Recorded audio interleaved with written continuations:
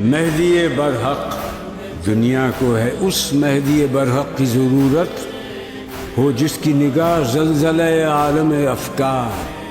تو نے پوچھی ہے امامت کی حقیقت مجھ سے، حق تجھے میری طرح صاحب اسرار کرے۔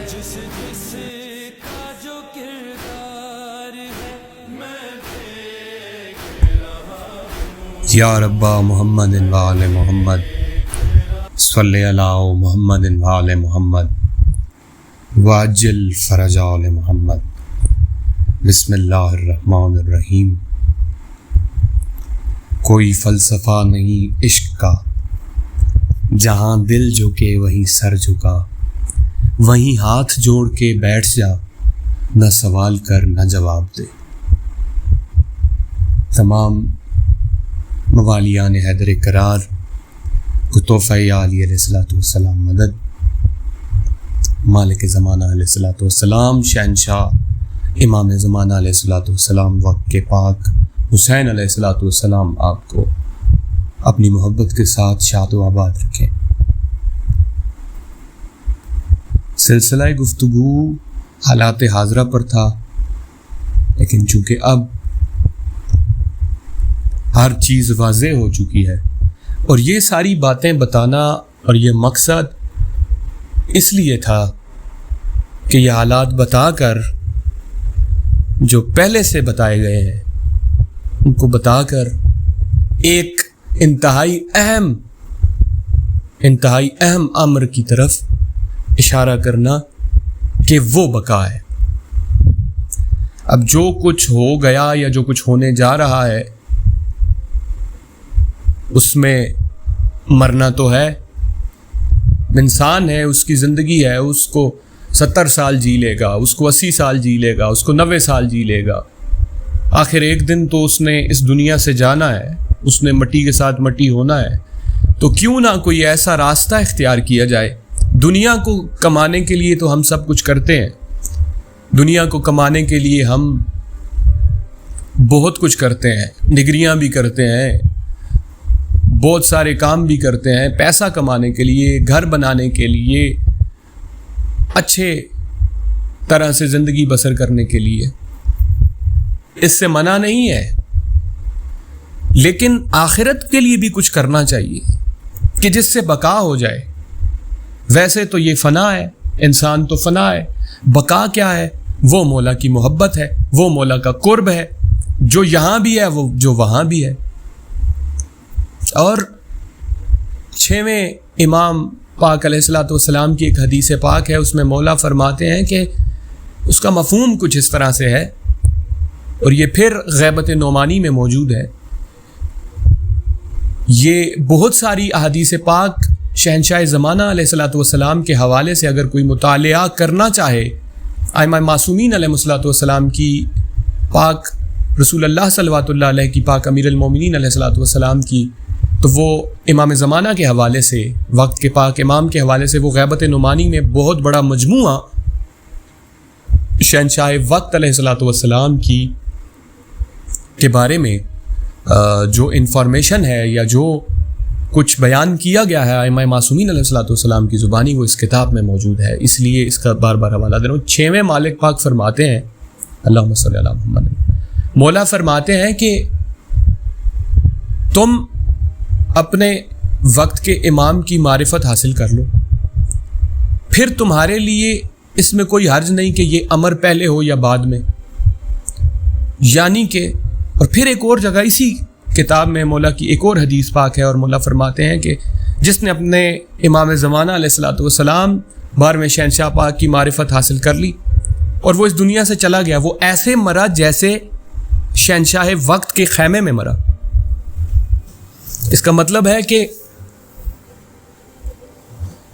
معرفت حاصل کرنا، یا جو یہ معرفت کا بتایا جا رہا ہے، اس کو حاصل کرنا ہے۔ حدیث پاک کے یہ جملے ہیں، میری اپنی زبانی بات نہیں، حاصل کرنا مطلب اس تک پہنچنا ہے۔ اب یہ جو چیز، جو محبت ہے، جو تڑپ ہے، جو لگن ہے، وہ تو پہلے سے موجود ہے، اور پھر اپنی بات کو پھر دہراتا ہوں، یہ میری تمام باتیں جو میں کر رہا ہوں یہ فقط اور فقط موالیان حیدر قرار کے لیے اور کسی کے لیے یہ بات نہیں ہے. صرف جو مولا کے شیعہ ہیں ان کے لیے میری بات ہے. جو میری زبان سے نکل رہی ہے بات تو میری نہیں ہے, یہ ان کے لیے ہے. یہ جو محبت جو ہم ائمہ معصومین علیہ الصلوۃ والسلام سے کرتے ہیں, یا جن کے مصائب سن کر ہماری آنکھوں میں آنسو شروع ہو جاتے ہیں اور جن کی خوشی میں ہم اتنے مست اور موج میں اور سکون میں ہماری روح چلی جاتی ہے, خوش ہوتے ہیں, اس کا مطلب ہے کہ محبت جو ہے وہ اندر موجود ہے. اور محبت عشق جو ہے یہ مولا کی طرف آگاہی ہے. بس اتنی سی بات ہے. یہ محبت پہلے سے موجود ہے. اب معرفت حاصل کرنے کا حکم دیا گیا. معرفت کیسے حاصل ہوگی؟ کیونکہ درجے ہیں. اب پہلا درجہ ہے چاہت اور لگن. جب وہ اپنے عروج پر پہنچے گی تو وہ طلب میں کنورٹ ہوگی, اور جب طلب اپنا عروج پکڑے گی, شدت اختیار کرے گی جنون کے ساتھ, تو وہ مشاہدہ ہو جائے گا, اور جب مشاہدہ ہو جائے گا تو محبت ہو جائے گی, اور جب محبت اپنے درجہ کمال کو پہنچے گی تو مودت ہو جائے گی, اور پھر کہیں آگے جا کے عرفان آئے گا, اور پھر معرفت ہوگی. بہت لمبے سلسلے ہیں.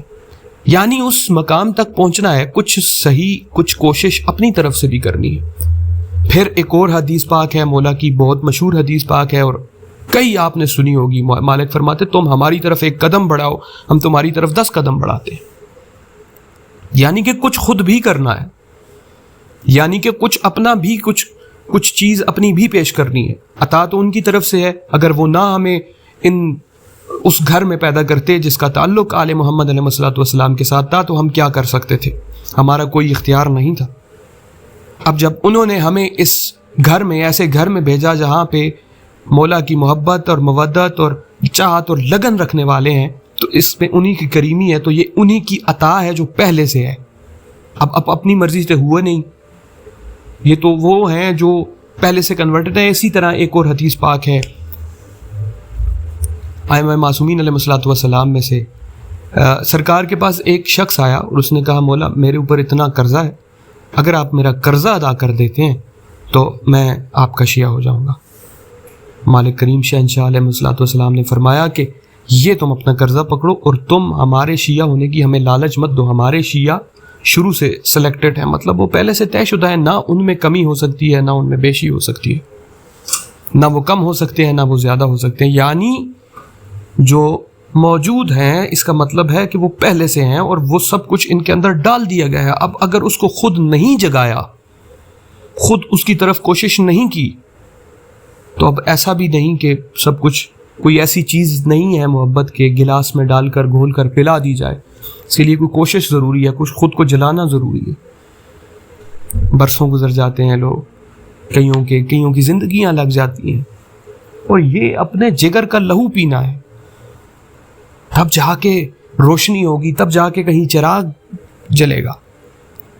اور کسی کے لیے تو یہ بات ہی نہیں, یہ تو فقط ان کے لیے ہے جو پاک گھر کے موالی ہیں, جو ماننے والے ہیں, جو لگن رکھنے والے ہیں, جو چاہت رکھنے والے ہیں آل محمد علیہ الصلوۃ والسلام کی پاک ذات کے ساتھ. یعنی معرفت کا حکم ہے کہ اس کو حاصل کرو, تو اس کو اگر حاصل کرنا ہے تو اس کے لیے کوشش ہے نا. اور بات پھر وہاں کے مکتی ہے کہ یہ عطا ہے, بالکل بے شک یہ عطا ہے, عطا کے بغیر یہ ممکن ہی نہیں. عطا ہے تو موجود ہے. اب عطا تو ہے, اس میں تو کوئی شک ہی نہیں, کوئی شبہ ہی نہیں. اور محبت تو ہر کم ظرف کے حصے میں آتی بھی نہیں ہے. محبت تو دیدہ دریل لوگوں کا کام ہے, یہ تو جگر والے لوگوں کا کام ہے, یہ تو عاشقوں کا کام ہے, یہ تو دیوانوں کا کام ہے, یہ تو جنون رکھنے والوں کا کام ہے, جو جنونی ہے ان کا کام ہے محبت.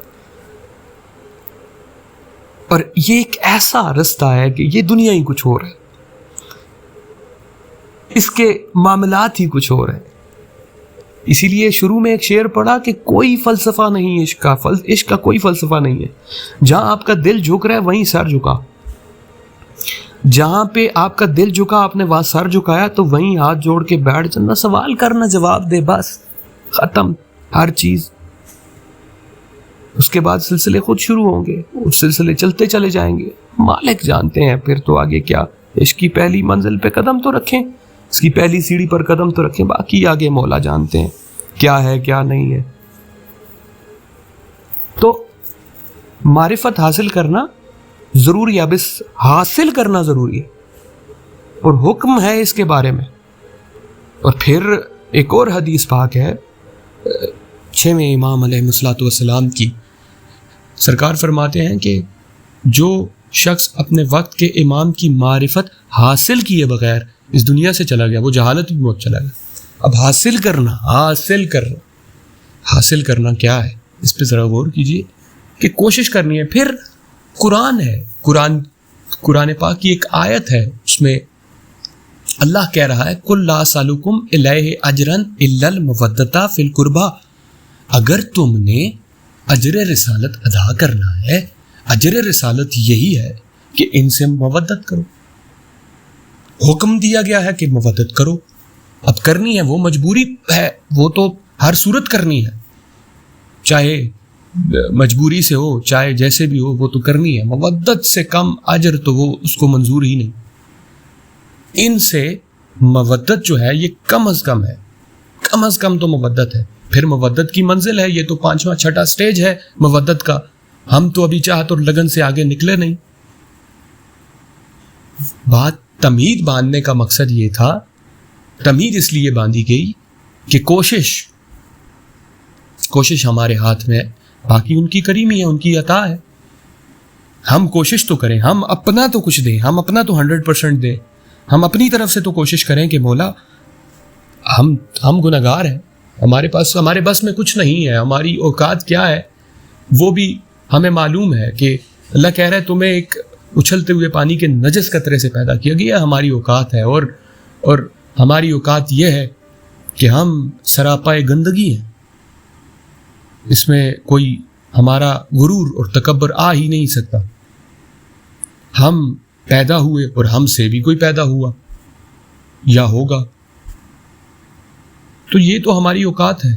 ہمیں تو اللہ اپنی اوقات کا پتہ ہے, علم ہے خدایا, ہم اپنی اوقات کو مانتے ہیں. کریم تو ہے, تیرا امر کریم ہے, جو تیرے امر ہیں, جو تیری پہچان ہے وہ کریم ہے.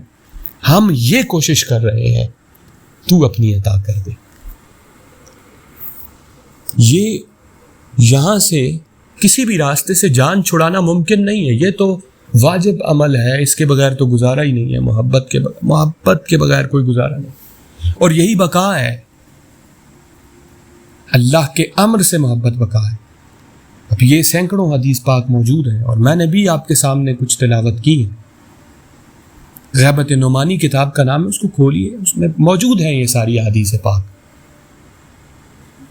اور یہ جو حالات ہیں یا جو آنے والے ہیں وہ اس سے بھی شدید تر ہیں. اب تو ہر آنے والا دن پچھلے دن سے بدتر ہوتا چلا جائے گا.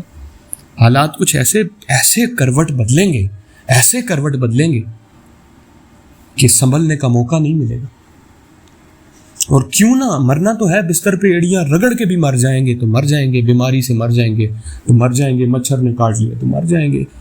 کیوں نہ موت ایسی ہو جو مولا کے قرب کی ہو, موت ایسی ہو جو مطمئن کر کے جائے, موت ایسی ہو جس پہ یقین ہو کہ مولا کے قرب میں گئے ہیں. کچھ معاملات, کچھ رویہ, کچھ سلوک, کچھ تعلق مولا سے ایسا قائم ہو جائے جو بقا کی طرف ہو. اور بے شک ان سے محبت بقا ہے, ان سے عشق بقا ہے, ان کا ذکر بقا ہے. اور شعور مولا کے حوالے سے جن بھائیوں کو نہیں پتا, جو نہیں جانتے, جن کے پاس بہت کم انفارمیشن ہے, حالانکہ یہ انفارمیشن ہمارے جو سٹیج ہیں ان سے جانی چاہیے تھی, اور یہ حق ہے کیونکہ ہم سے سوال ہوگا ہمارے وقت کے امام کا. یہ حق ہے ان تمام حضرات کا جو سٹیج پر جاتے ہیں, ان کی طرف سے یہ باتیں پھیلانی جانی چاہیے تھی. اور یہ سچ ہے, یہ حق ہے, اس کے بغیر کوئی گزارا نہیں ہے,